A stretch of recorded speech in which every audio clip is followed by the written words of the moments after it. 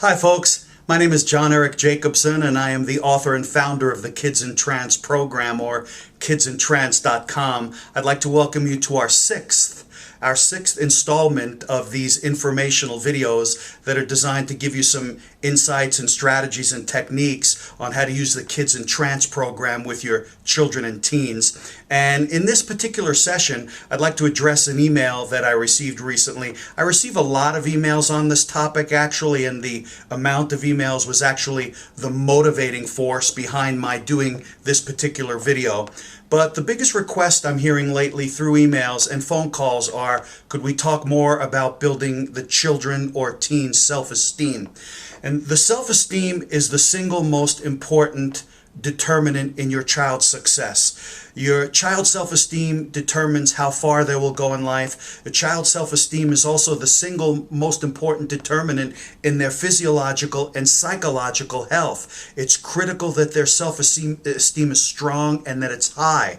And in many of my seminars based on the Kids in Trance program, I teach a couple of strategies that deal with the top 10 most important things that you can do to build your child's self-esteem.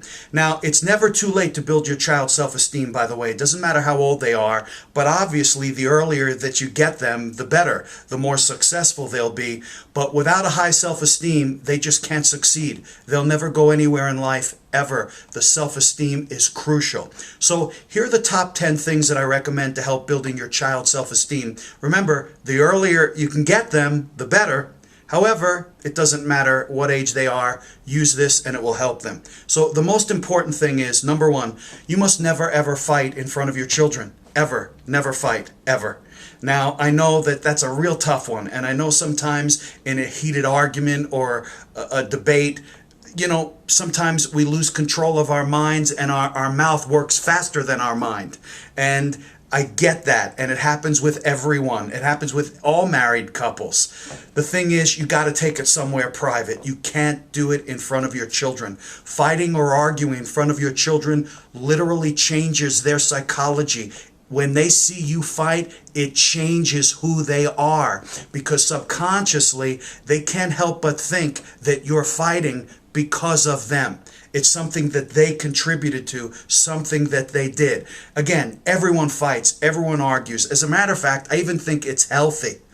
But it must never be in front of your children. It is the number one single most important determinant towards damaging their self-esteem. Number two, it's important to tell your children, I love you. It's common sense. However, I'd like to add this extra step that can help the self-esteem flourish even more. Not only tell your children that you love them, but if you can tell them I love you with a touch or with a hug, that kinesthetic, that hug, helps the information to go deeper into their nervous system, because not only did they hear it, but they felt it at the same time. So saying I love you is very, very important. But if you can say it with a touch and a hug simultaneously, it makes a deeper impression on their nervous system. Number three, obviously you want to say to your children, we're proud of you. It's important. We're proud of you. We're proud of the work you're doing. We're proud of what you did today. However, like number two, saying I love you with a touch or a hug, saying you're proud of your child is also really important if you can do it with a touch or a hug. Because again, when you hug or touch them, that kinesthetic, that emotion, helps the information to go deeper into their nervous system, and as a result, it makes a deeper impression. So number one, never fight in front of your children. Ever. Number two, say I love you with a touch or a hug. Number three, say we're proud of you. We're proud of you. But when you say it, make sure you say it with a touch or a hug. Now, number four is even more interesting. Number four, not only should you tell your children, I'm proud of you, but it's also important to build their self-esteem and to build their self-confidence levels, that you ask them, aren't you proud of you? Aren't you proud of you? As a matter of fact, I think it's more important to ask them, aren't you proud of you, than it is to tell them that you're proud of them. When you tell your child you're proud, that pride is coming from you, going into them, an outside source, okay? When you ask them, aren't you proud of you, that forces them to look within themselves and find their own pride and bring it out. So in other words, they're finding the pride within themselves. They're not relying on you to give it to them. And if they constantly have to rely on you to give them the praise, or the confidence or the self-esteem or the love, then for the rest of their lives, they're going to always be looking for outside sources and outside stimulus or external stimulus to give it to them. They never had the ability or learned how to get it from themselves. So it's important to say, aren't you proud? But you want to ask them, are you proud of you too? Number 5, never ever criticize your children in public. Ever. Never criticize them in front of other people. It damages their self-esteem and changes who they are. Number 6, when you criticize your children, it is critical that you only discipline or criticize their behaviors. Never them as a person. Never criticize them as a person, like you're bad or you're not good enough. We criticize the behavior. The behavior that you just displayed was not up to par. But it doesn't mean that you're not a good person. So we always want to criticize their behavior, but never them as a person ever. Number 7, praise your children in public as often as possible. Praise your children in public as often as possible. Outside praise from outside stimulus, external stimulus, helps to build their self-esteem. Again, it's important that it comes from within them. But if you can do it in front of other people, it really is a real strong pat on the back for the child.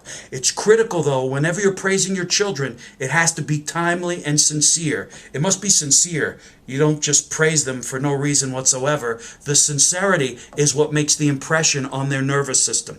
Number 8. Always catch your children in the act of doing something good. This is a really powerful tool to build their self-esteem. Always catch them in the act of doing something good.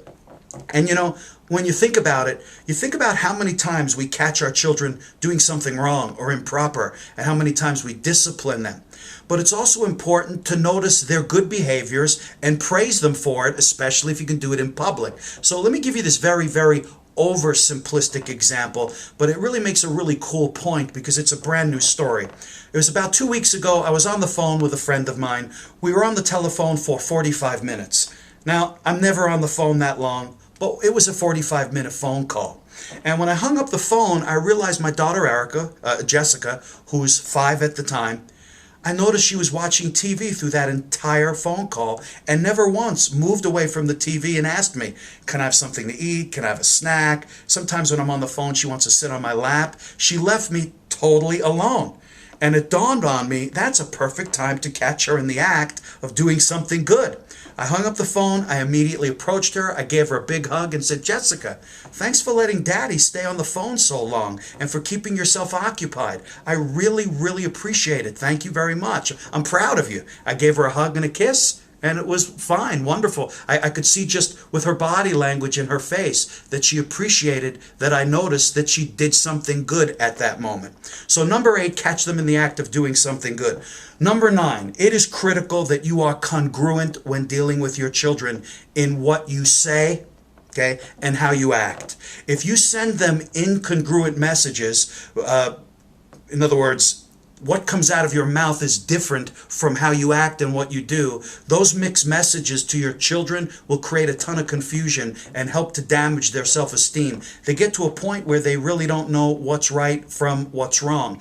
I always tell people in my adult classes, I teach conflict resolution strategies to adults and the business community. And one of the things I talk about is never ever listen to what people say. Never ever listen to what people say. Watch what they do. Never, ever listen to what people say. Watch what they do. What they do is an indication of who they are. So it's important when dealing with your children, you're congruent. If you say you're not going to do something, don't. If you say you are going to do something, follow through. Believe me, they remember it. And then finally, number 10, to build your child's self-esteem. This is going to make you laugh, but it is a powerful one. Number 10, you have to keep your refrigerator full. You have to keep your refrigerator full.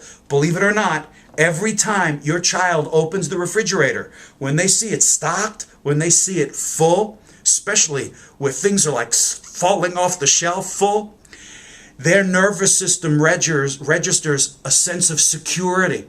And as a result, that full refrigerator and that sense of security builds their self-esteem.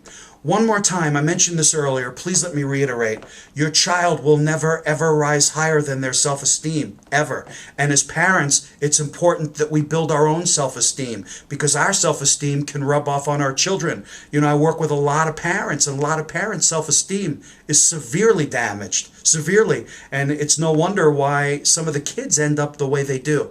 So be sure you work on your own self-esteem too, so you can be an outstanding role model for your children. I want you to please go to kidsintrance.com. If you go to kidsintrance.com, you can click on a free video and get a free video lesson of some more of the strategies and techniques taught in our program. Once again, thanks for tuning in and watching our videos. I wish you and your family all of the luck in the world. And in our seventh video, I'm going to do another email, which was a question dealing with how to properly use affirmations when you're programming your children, whether they're objective affirmations spoken aloud or subjective affirmations when the child's in trance. And I'm going to get into that in our 7th installment. Thank you very much and have a great day.